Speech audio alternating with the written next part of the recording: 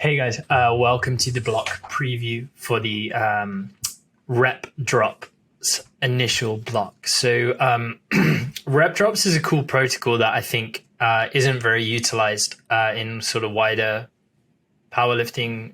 You don't see it very commonly being done, but it can be a really nice way to train and a good thing to experience. It can really help in terms of, I think, understanding and appreciating how to rate RPEs, how to rate reps in reserve, because you'll have done a previous set that's higher reps and then have to try to kind of maintain output with slightly lower reps. So it can also be kind of, I think it very much highlights technical proficiency.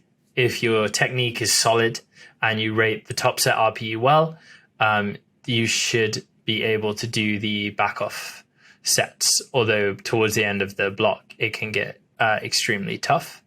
But if there's a lot of leakage of power, you might find like you're able to get the top set done, but the back off sets are really difficult. So basically the simple kind of way that this is executed is that you're going to do a top set of 8 in this case on the main lifts. And then you're going to repeat the same weight as you did for 8 reps for 3 sets or 4 sets of 5 reps. As I say, the last week will be really tough. It's possible that you might need to reduce the load a little bit. I think an important caveat is that like none of the drop sets or back off sets should be over an RPE like 9.5. So it should be tough, but we don't want to be hitting that realm. So try to kind of hold back if you do end up getting in that level of intensity. Ideally, they're going to stay kind of between an 8 and a 9, maybe 7.5 for the first set. So you've got your primary squat, primary bench, primary deadlift,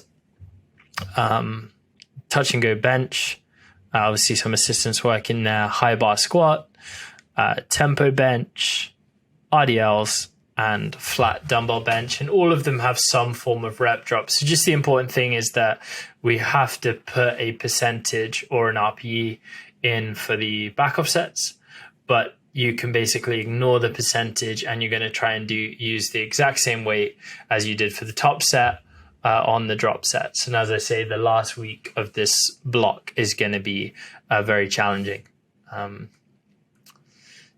I think that basically covers it. So the progression is 0.5 each week on the top set. Maybe err on the side of being a bit conservative there. Otherwise, the last few weeks of the drop sets are going to get really hard. And remember, you can reduce the weight further if you need to. Just try to maintain that intensity as much as you can. Rest periods between the back off sets should probably be like 3+ minutes if you're really going to be able to recover fully and do it. And what you'll probably find is that the bench is a lot more manageable than, say, squats and deadlifts, where it's going to be pretty tough, pretty fatiguing. That covers it pretty concisely. I hope that you get a lot of value from this block and enjoy the experience of trying to use rep drops as a protocol, and look forward to hearing feedback on how that goes.